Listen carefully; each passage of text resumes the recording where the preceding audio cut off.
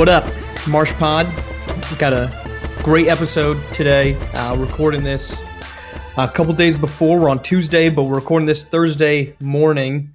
And it's a great episode because I am joined today by part one of the two-part co-host from around the table, Big Bob. Big Bob, how you doing? I'm doing great. How are you doing, Marsh?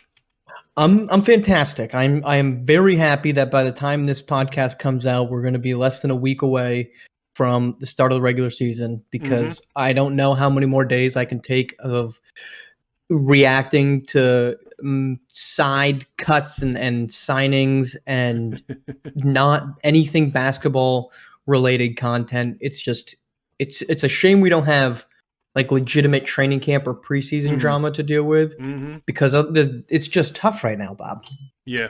There is some drama. I mean, everybody's hating on Coach Bilardi, man. I don't know how you feel about that, but I mean, it's a bold take to hate on Coach Bilardi. Maybe the best coach in the league right now. I don't know why you hate on him outside of wanting to be him. There you go. But that's all we've got. And I'm just ready for basketball content. Oh, for sure. I don't care about the off-court drama. I care about reacting to actual games because for all the excitement and entertainment and this is not what we're going to talk about. We're going to get to the meat of this podcast in a second.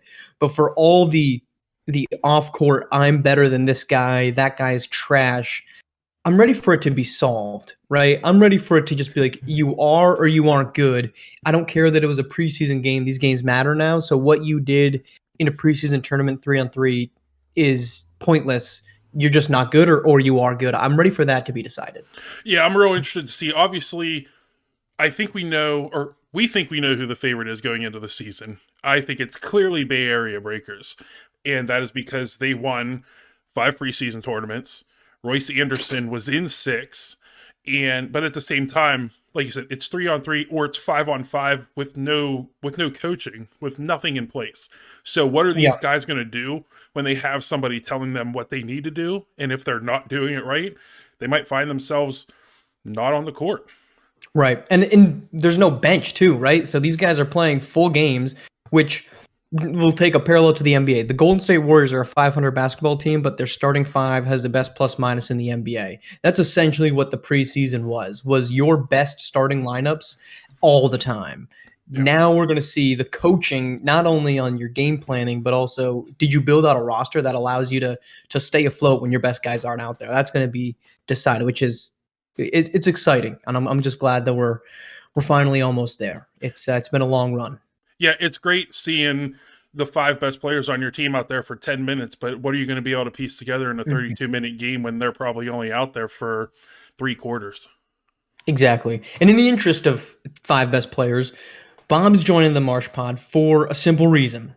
We are going to do a pick 6, a creation of a top 6-man roster plus a coach that we would take heading into this season. There are a couple rules. The team has to be an actual team. So you cannot take Reza Red.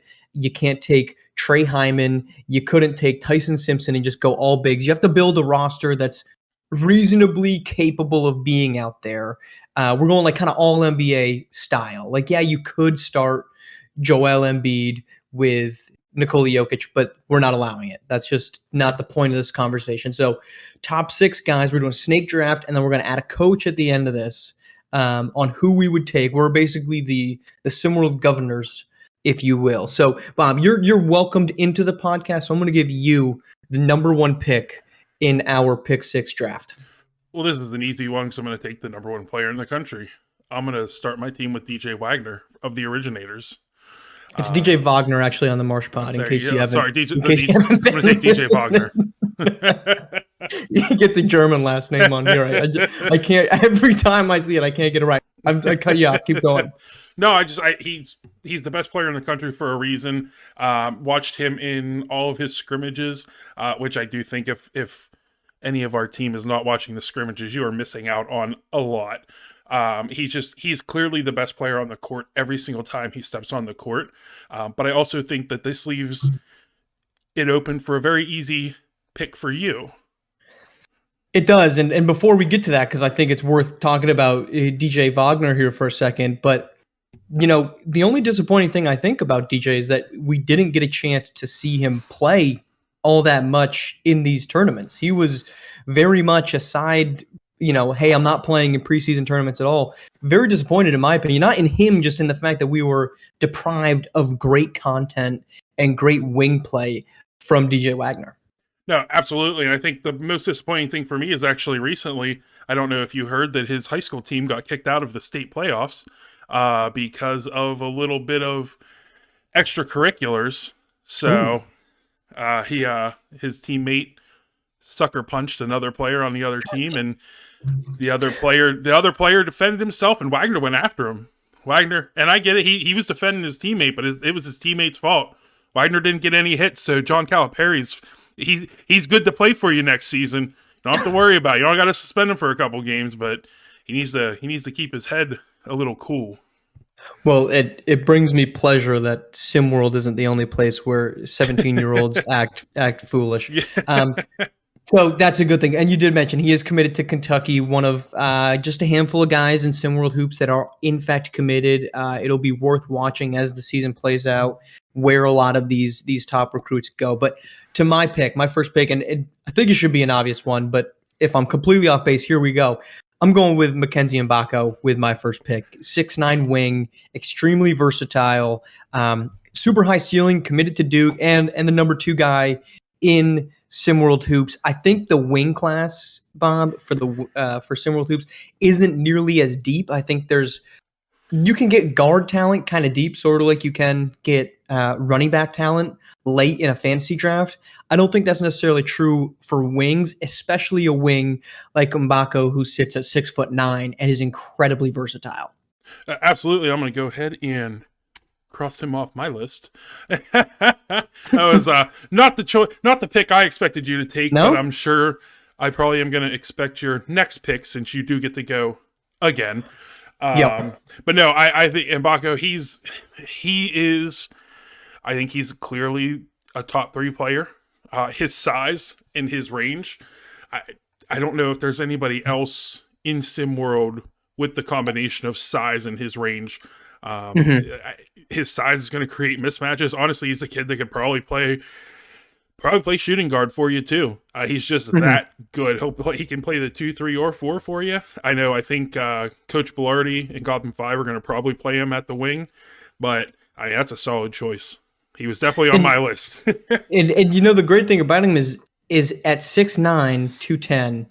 And I think first off, right off the bat, 210 is not small for a 17-year-old. Let's get that. If you threw him out into the NBA, he would most certainly be a 3. You wouldn't be able to slot him at the 4 or the 5. In SimWorld Hoops, he's going to be able to sit at the 4 and the 5. And I think that's why his skill set is so unique, that he's a great perimeter defender, but at the same time, he's going to be able to hang with these bigs. I mean, he's bigger than Lorenzo Phenom. He's smaller than, but not by much, from Tyson Simpson, Reza Red, some of the typical bigs that we see in this league. And so I think that's why there's a good chance for him to be able to slot in there. So with my next pick, I'm staying at the wing, and I'm going with Trey Turner, who ended last season as the number 1 pick. He's now, we're just going off 24/7 sports rankings right here, but he's the number 3 guy.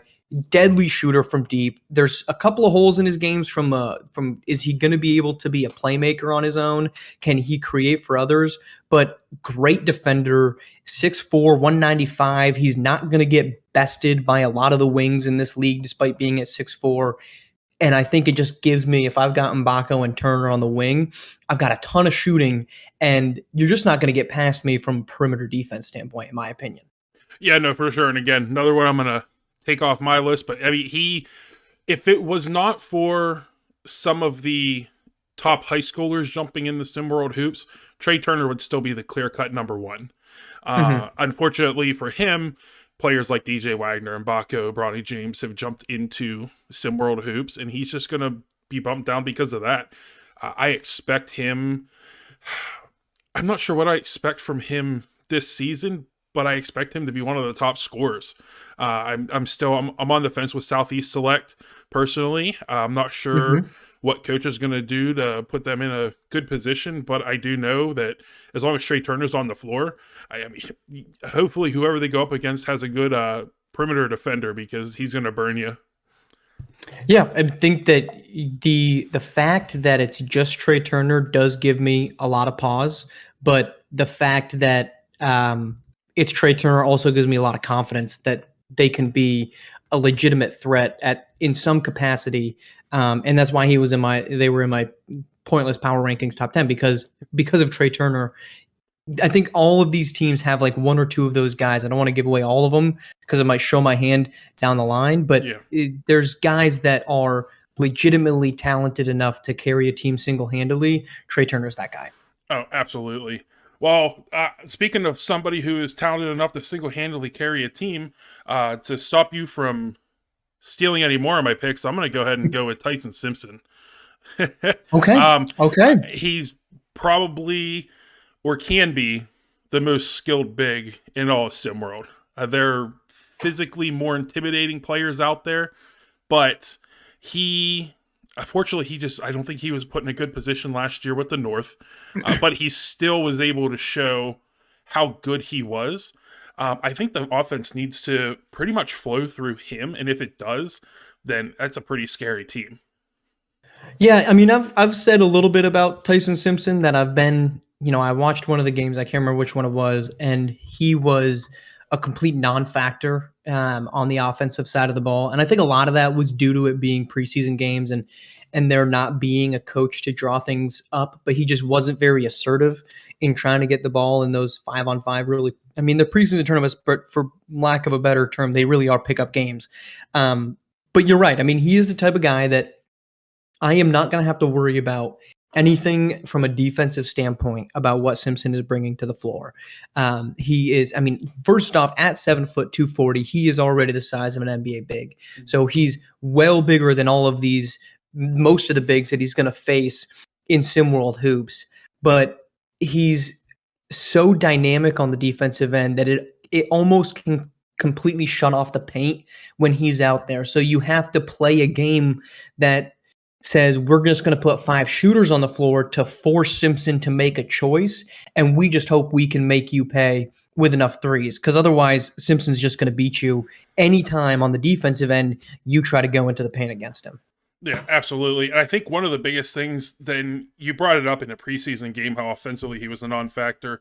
I don't think we've really seen the type of offensive player he can be, because again, I don't think he was put in the right positions last season. And there are a lot of bigs that I felt like if they just used their size, and that's one thing that we're not seeing in high school, but it's just like when you go to a park, you see all the big guys are standing around taking shots. Like, use your size, get down low, get to the basket.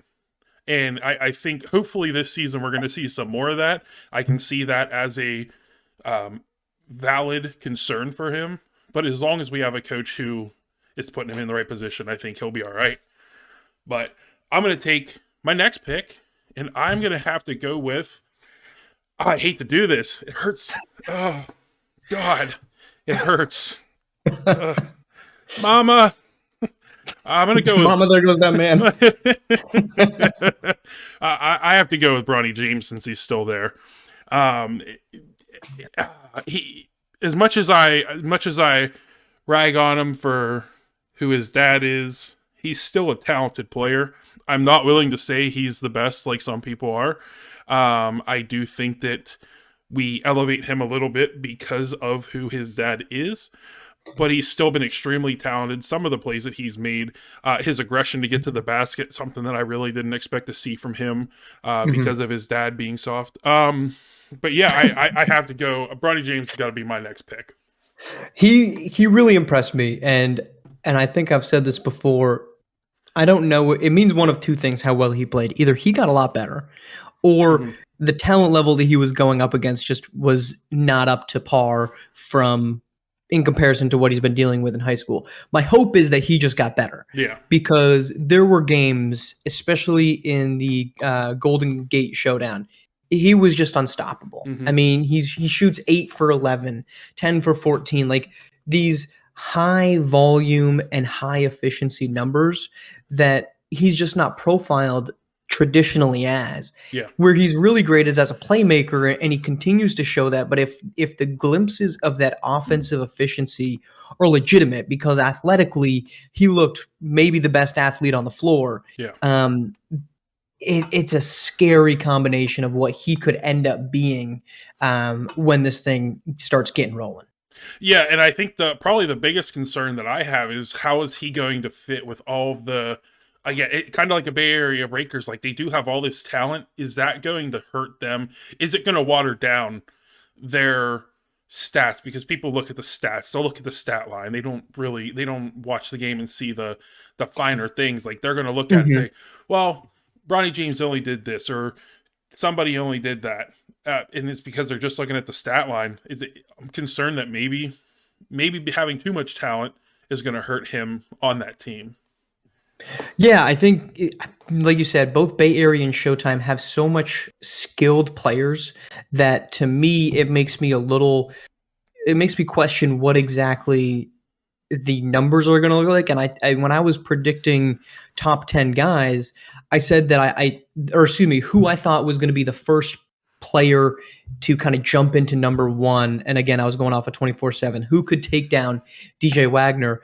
Guys from Bay Area, like Caden Shipp, like Trey Hyman, and guys from Showtime, I just completely ruled out because they're going to not put up the numbers that are going to catch people's attention and make you consider them the best guy because it's just too much talent. Just like Kevin Durant and Stephen Curry never won an MVP. Not saying they should have, but they never were even considered as MVPs when they played together in Golden State because they're just too good. They just ate up each other's talent levels, and I think the same thing's going to happen both in Bay Area and in Showtime.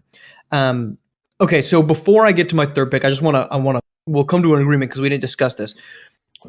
Sixth man does not have to be selected after you select your top five. Are you comfortable with that? Because otherwise I can just sit here on all the bigs and just play it out until the end, which I don't think is a fair proposition. So the sixth man can be filled at any moment in time. Are you on the same page on that? Absolutely.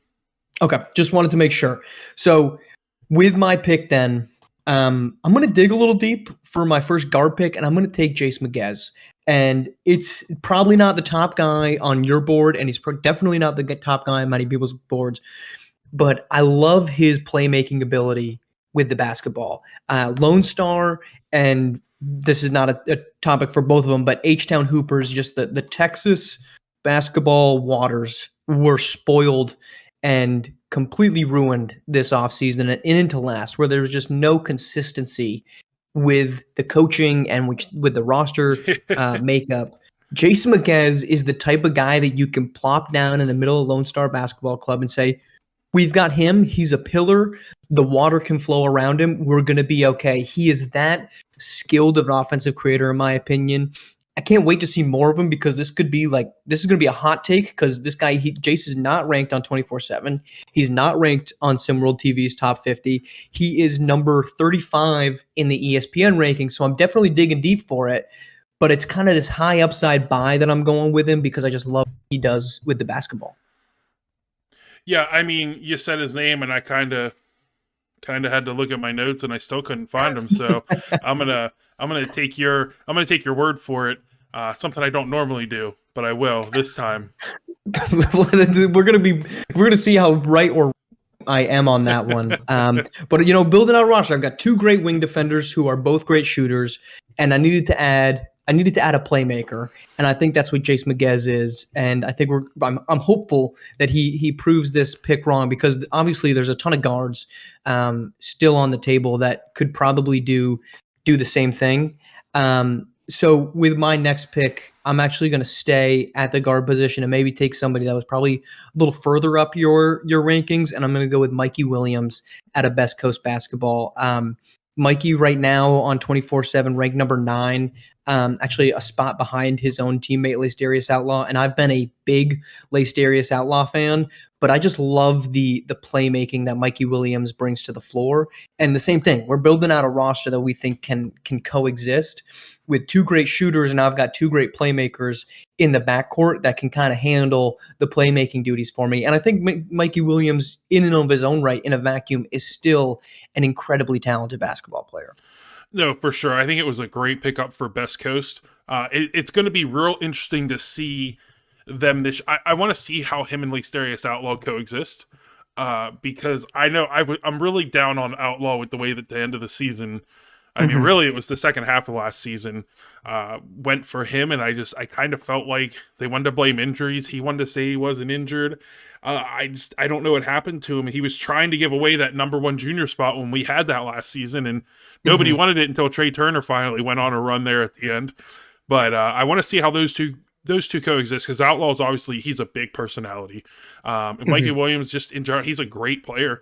I think that's a great selection. He's somebody that nobody's going to say no to him coming onto their team.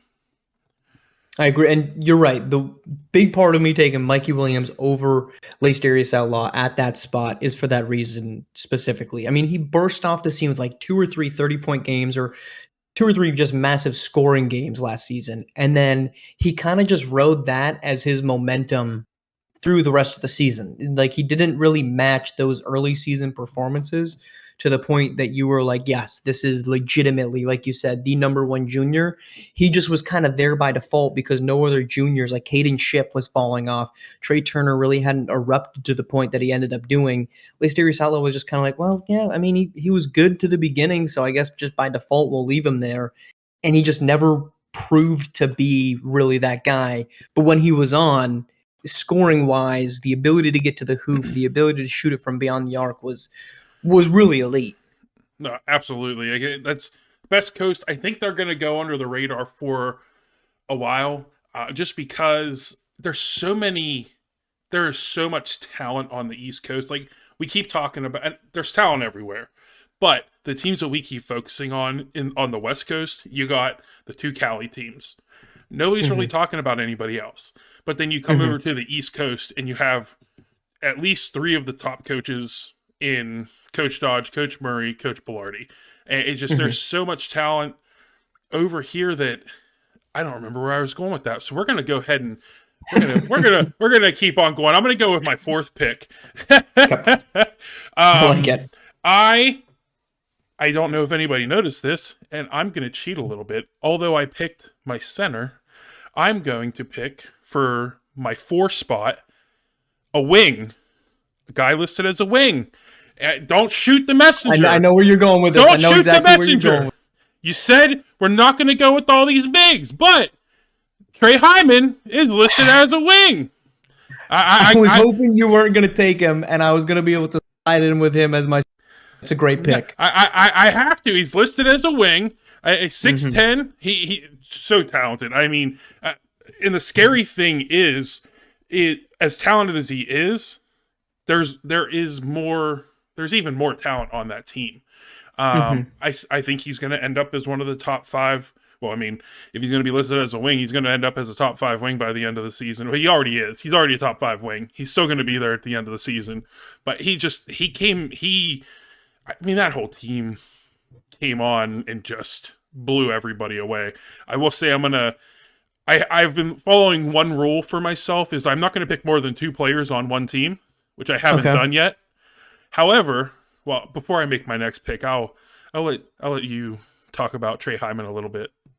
Well, I mean, there's no hiding my affinity for Bay Area Breakers, and as I said, Trey Hyman was one of those guys that I thought he could be the number 1 player in the country, but he's just not going to put up the startling numbers that make you go like, oh, Cooper Kingy Cross was the number 1 guy. Now, he deserved to be up there, but he put up huge numbers to the point that, like, how can I pick somebody else? Like, you didn't want to take somebody from Gotham 5 last season, formerly New York, because you just were like, well, you know, he only scores 20 points a game, or he only scores 18. He only gets 7 rebounds, because the roster was so loaded with talent that I think Trey Hyman is going to fall under the same position. I think he might be the best player on that team. I think there's players that are capable of matching him, but his playmaking again, I'm surprised as you are that he's a wing. I actually knew coming in that he was a wing. I was hoping that he might slide a little bit, but he's a great playmaker. I think they're going to play him at the 5 if I had to make any type of guess, and we saw that a lot from them during the preseason tournaments. I think you're right. There's a lot more to him, and if he does end up adding what we expect to, he could be, especially at 6'10", a transcendent player, not only in SimWorld hoops but onto the next 2 levels of basketball. I think the difficult thing for Bay Area Breakers is, I assume that Hyman is going to start at the 5, but I don't know if anybody caught Joey Voorhees in some of their scrimmages. I mean, the kid's a monster. I mean, he's 6'9", 246, and he played like he was 6'9", 246. I wouldn't be surprised if we've seen some Trey Hyman Voorhees matchups out there. They're so physically dominating. From top to bottom, this team is just ridiculous. I mean, there's only one player that I feel like I've never talked about on this team, and it's Blake Gillenwater. Outside of him, he's the bench cheerleader. Every team needs a bench cheerleader. Yep. And I think that's going to be Blake Gillenwater. I mean, they're like, okay, so you're right. If they don't start Hyman at the, then it is going to be Joey Voorhees. Yeah. And if they did that, this is a potential line, and this probably wouldn't be their starting lineup, which says a lot because they have a lot of options.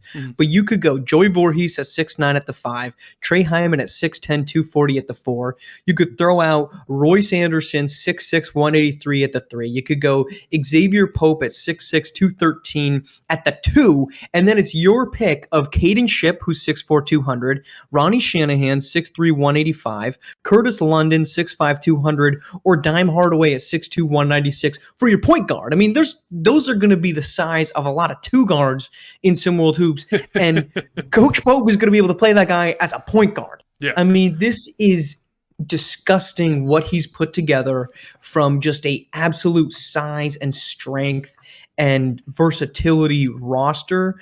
It is going to be exciting to watch in its entirety rolled out this season. He's put together an 80s/90s type team here. Well, yes. and I'm gonna go with my last pick. Let's see. I need an actual 3. But you get 2 more, right? So quick recap. You've got DJ Wagner, you got Trey Hyman at the wing, and you've got Tyson Simpson as your big with no 6 man yet, unless I missed something. And then I've got my lineup of my top 4 is Jace Maguez and Mikey Williams in the backcourt. Mackenzie Mbako and Trey Turner are my 2 wings. So yeah, so I get one more starter, the 6th man, and the coach. I was just saying I get one more pick and then it's your turn to go. Okay, sorry. Yep. I got it. So I got DJ and Bronny up top, got Hyman and Simpson down low. I'm gonna hit my 2 player from one team quota right now, and I'm going to go with Royce Anderson for my wing. I have to. I mean, it's a guy 6 championship games in the preseason, 5 championships in the preseason. Again, we keep saying preseason. He didn't play last season. He wasn't with SimWorld Hoops last season. But the talent that he has shown, and I think that having the relationship with Trey Hyman, I think that just having him on the team with Hyman is just going to put this team over the top. Yeah, nope. Those were the next 2 guys on my board, so I'm very jealous that you got both of them.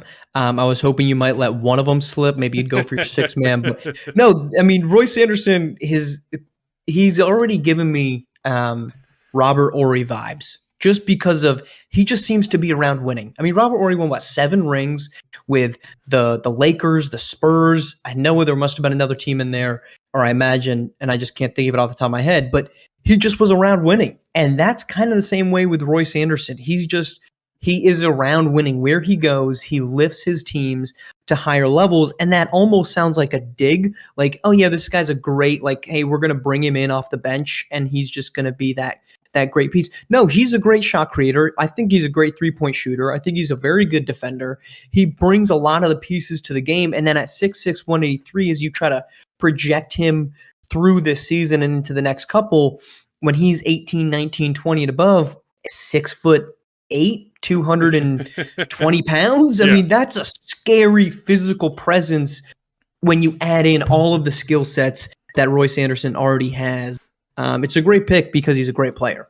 Oh, absolutely. And I think the team that you forgot, I looked it up real quick, Houston Rockets. Thank you. He won 2 with the Rockets. I think he won 2. Did he win 2 with everybody? He won 2 with the Rockets, 3 with the Lakers, 2 with the Spurs. Like you said, he's a winner.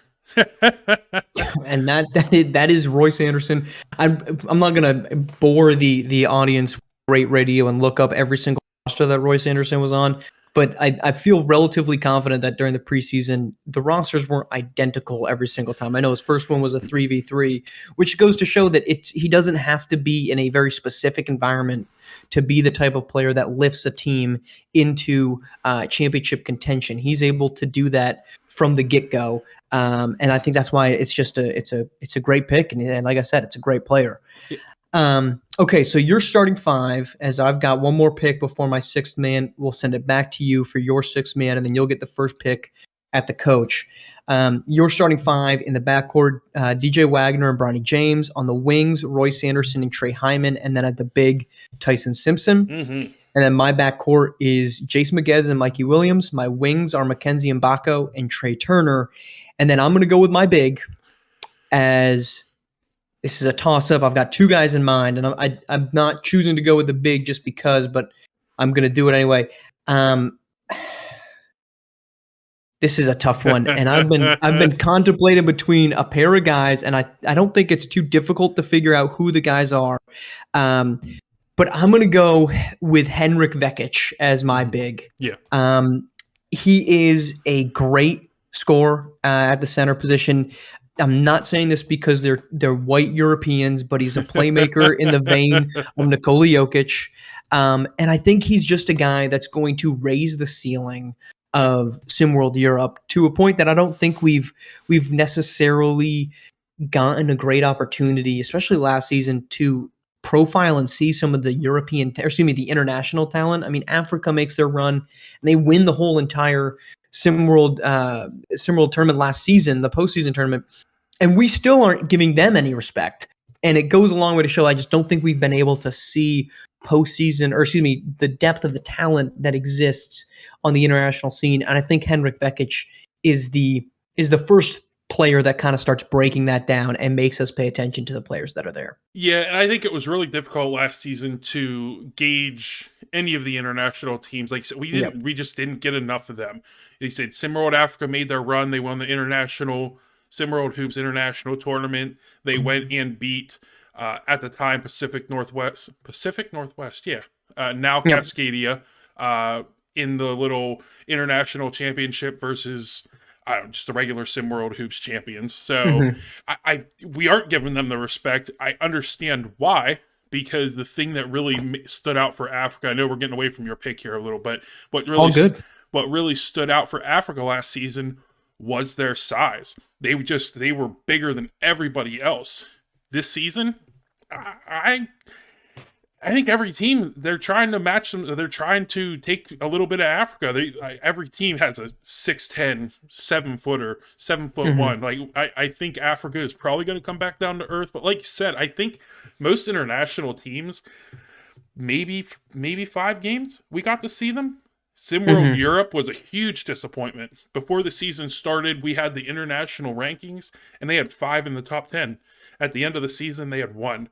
They just didn't live up to what you normally expect Europe to be when it comes to basketball, even at the high school level. So I do think, though, Henrik, he was on my list. I'm like, between him, I had 3 guys who I had that I had in my mind that I was going to start at center.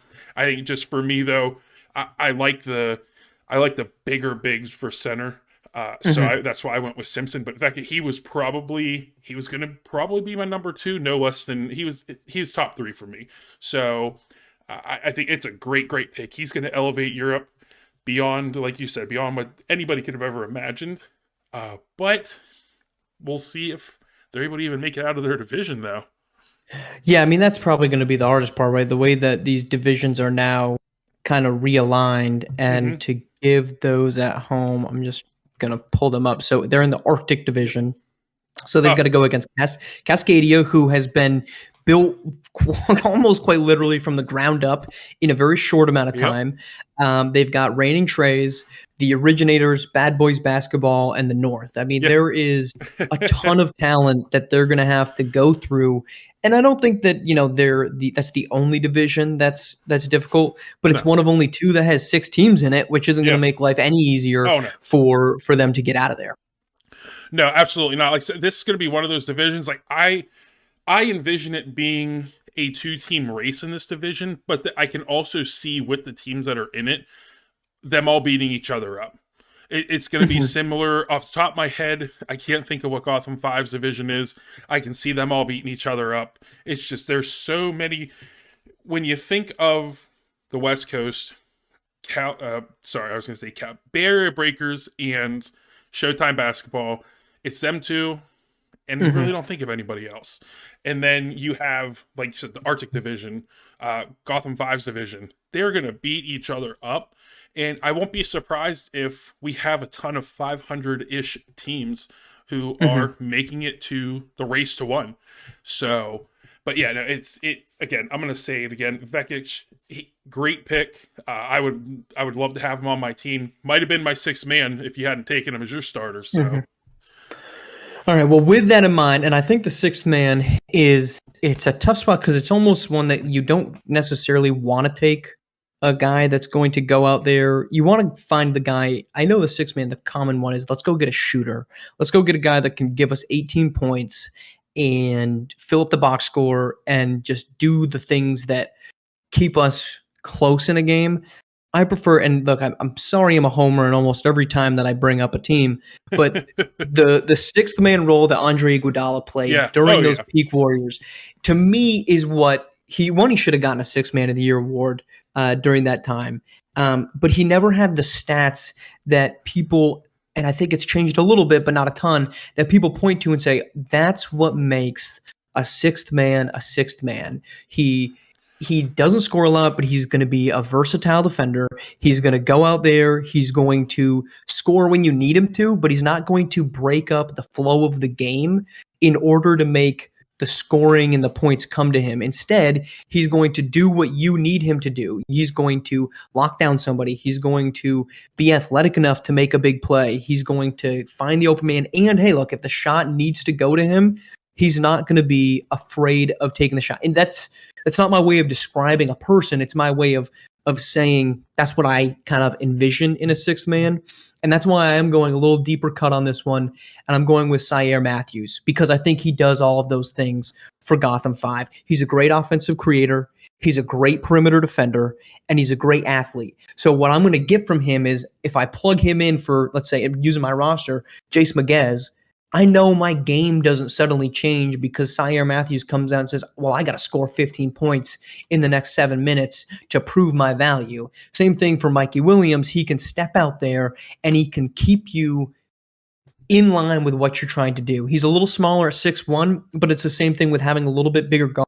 A guy like Mackenzie Mbaku who can slide up, you can just move Jace Maguez or Mike Williams to one of those wing spots, play a little smaller, and Syer Matthews just keeps the game going.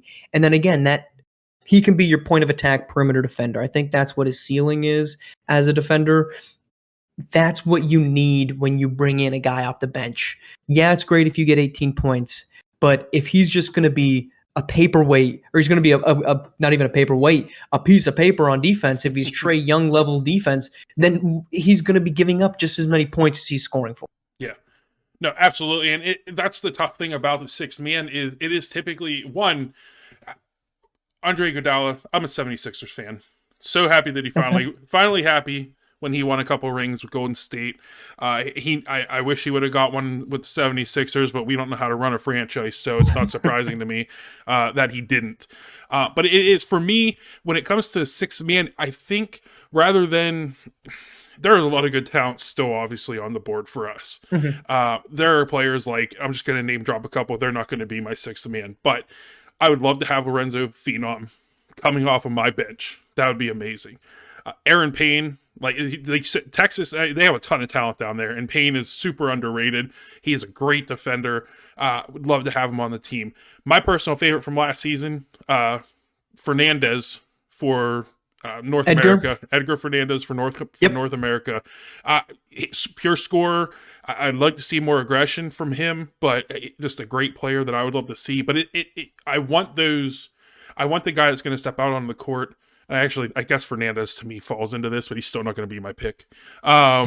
It needs to be the leader, the guy who's going to do whatever it takes, and it's all about the team. Whatever it takes, Mm-hmm. but it's about the team. How am I going to make the team better? Not LeBron James. Always got to.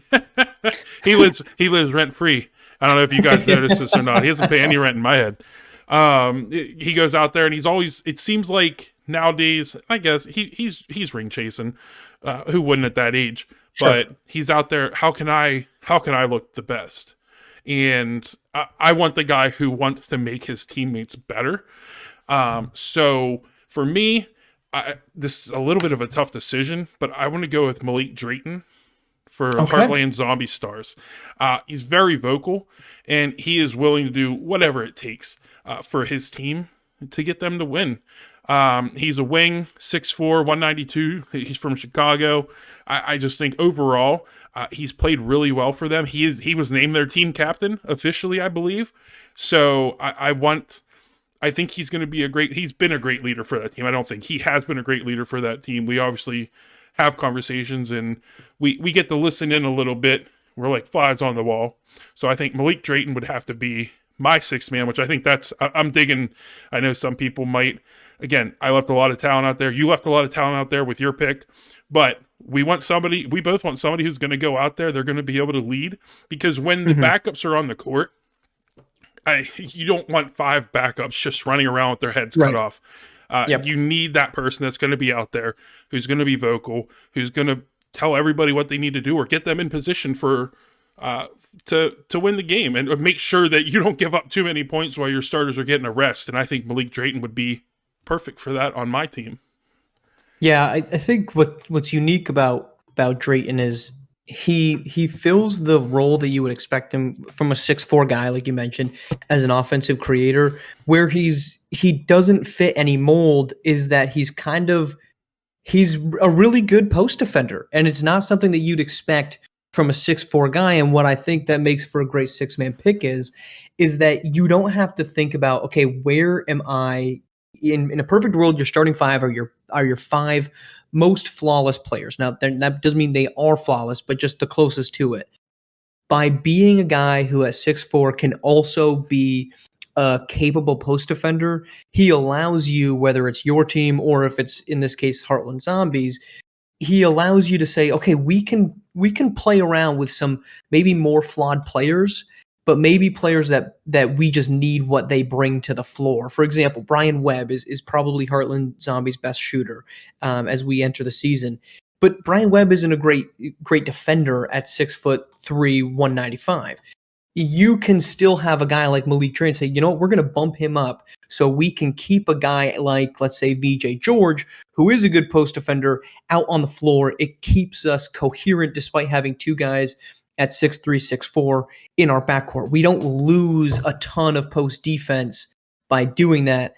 And I think that's what we keep going back to, is six men that are able to keep the ball going in the right direction and bring a diverse skill set that maybe doesn't get you a highlight play. Maybe it doesn't get you such a blazing hot 2 minutes where they go on an 8-0 run on their own, but you just keep killing the other team with paper cut after paper cut because the player that you've put out there to be the first guy off your bench is so capable that you don't feel as if you're losing any ground.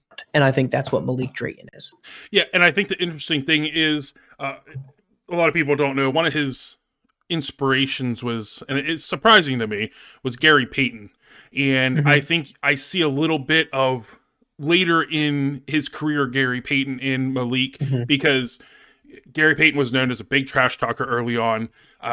Malik, if he needs to say something, he'll say it, but he's not going to be the one that's just constantly stirring stuff up like some of the other kids. But later in his career, he was really about the team, and he was really about making the younger guy. And again, Malik's obviously young, but Peyton was all about making sure the younger guys were learning, and we're good in the right position, everything that you want from a leader. And that's what, again, that's that's what we want from our sixth man, is just somebody who's going to keep everything going. We want a leader. We want everything to be smooth when our starters are resting.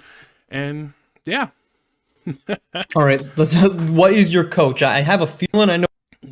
Well, I guess I have a feeling of two ways, and I think it might depend on what you really feel about your living situation. Go. But where are you going with a coach?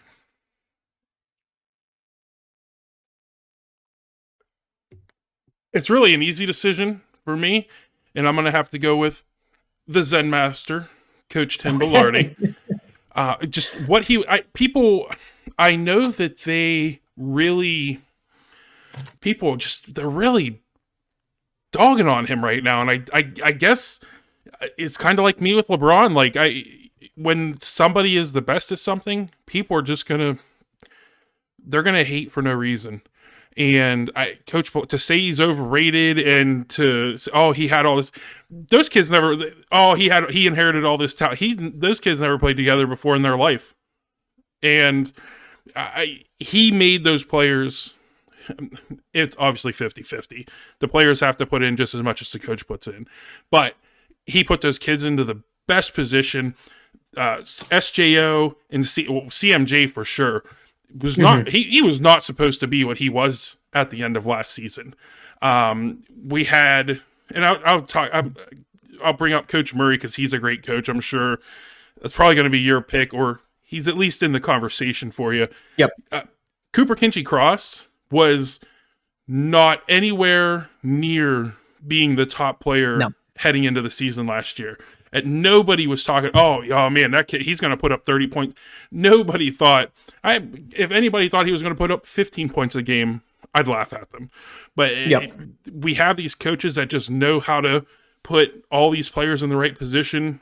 Coach Dodge with Johnny Baldwin. Baldwin just absolutely exploded at the end of the season. Broke the record. I think it was 43 points. Or 46 points. So. I can never remember. It was something crazy because it was like Cooper Kinchy-Cross just broke it, and then Baldwin went and broke it. We have these coaches that can take these players and elevate them. The reason I go with Belardi is because with Coach Dodge and Baldwin and Coach Murray and Cooper Kinchy-Cross, they elevated one player. Coach Belardi elevated his entire team, and that's why he had 20 wins last season when most of the coaches were struggling to get 13. So right. Well, look, if Coach Belardi overrated for inheriting talent, I mean, he's got the number 2, the number 14. So that'd be Aaron Lovejoy, who's number 14, the number 38 player in Keontae Dior, and the number 47 player in Syer Matthews. Now, I am not claiming that Coach Belardi is overrated. But if you were to claim that and he inherits talent, he has 4 guys in the top 50. Yeah. So it's not as if he's bringing out that's not talented,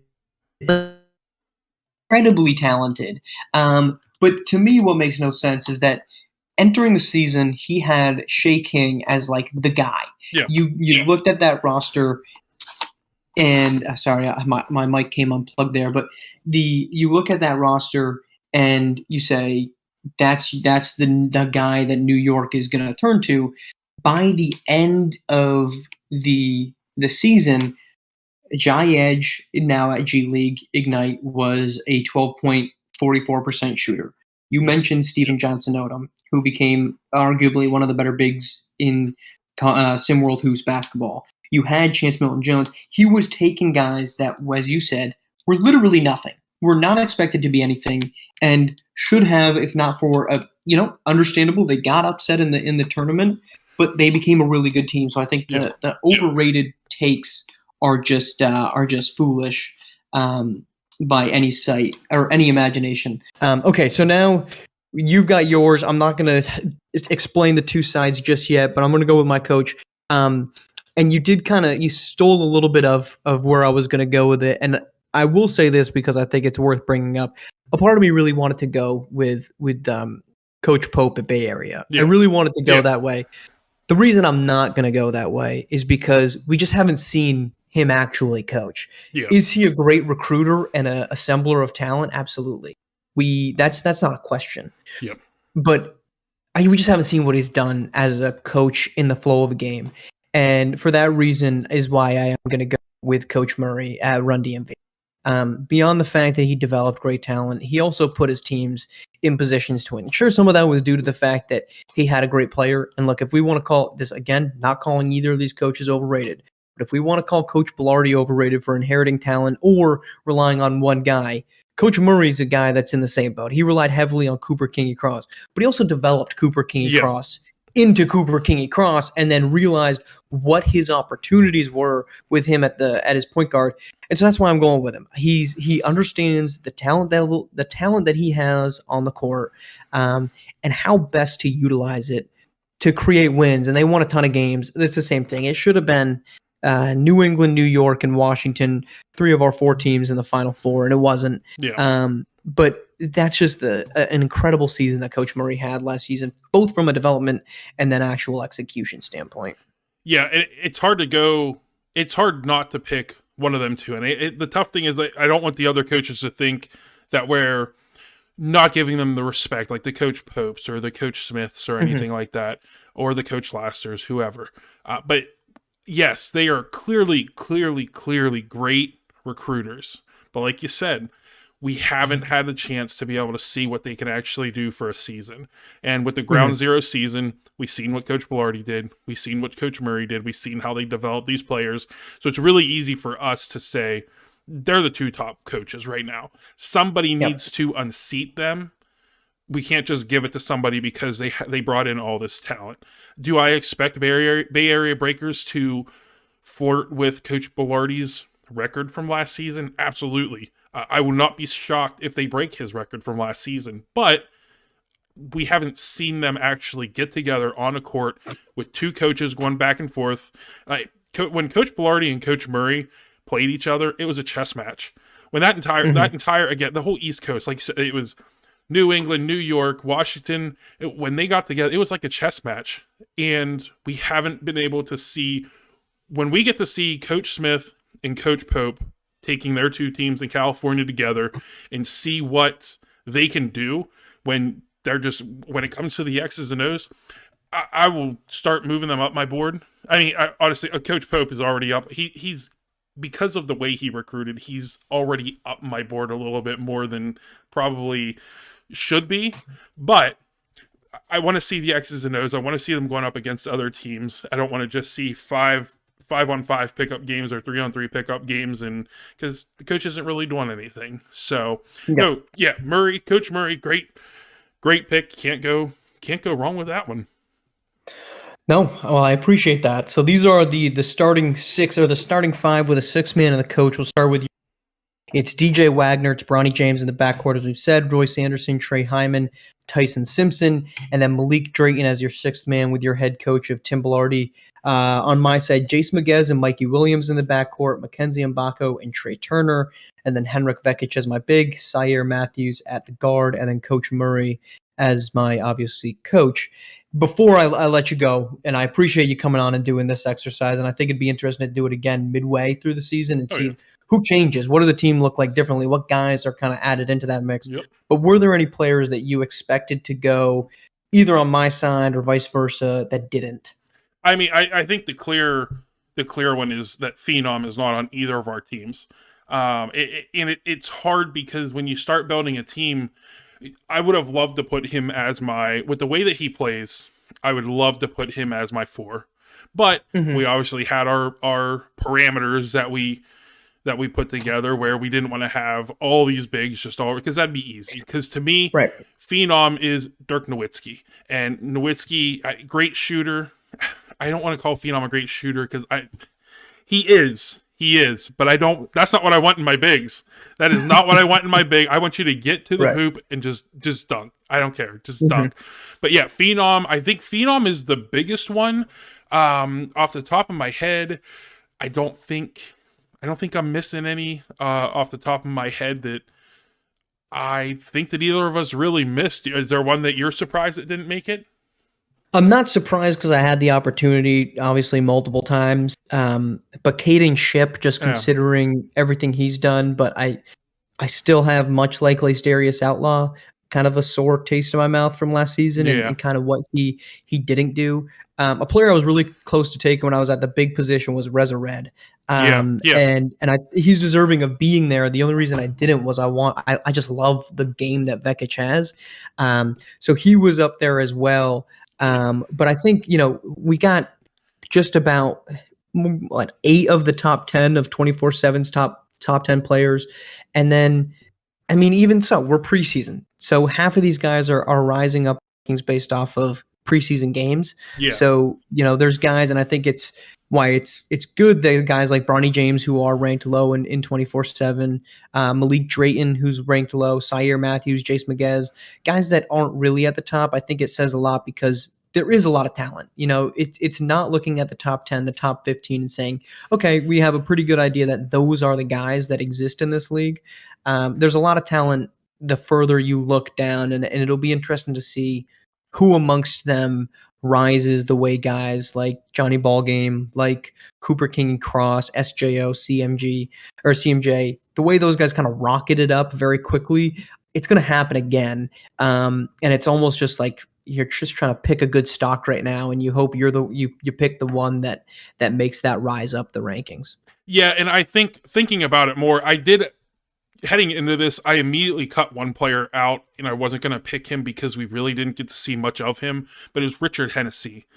He's somebody I would love to, if I'm building a team and I don't have any parameters, I'm not cutting anybody out, he's probably going to be the number 7'1", 275. Like, that is the type of center that I want on the court at all times. But we didn't get to see a whole lot of him. He dominated in the one pickup game that we had seen of him, but there just wasn't enough for me to say, oh yeah, I'm gonna build a team around him right now. So, but yeah, I would say the same thing about Aji Fagbenle. Yeah, where he's a great athletic defender, but we didn't see did his game change? Did he get better? What did he improve upon? So, which all goes back to the original point that we made. We can't wait for actual basketball, not pickup games, to help solidify this. Well, Bob, I appreciate you coming on. I'll say I owe you guys a return trip to the around the table pod. Which, of course, what is that? Sundays you guys drop? Yep. Sundays at 3. Make sure we're looking out for that. But Bob, thank you again for coming on, and we'll catch you guys next week. Thanks for having me.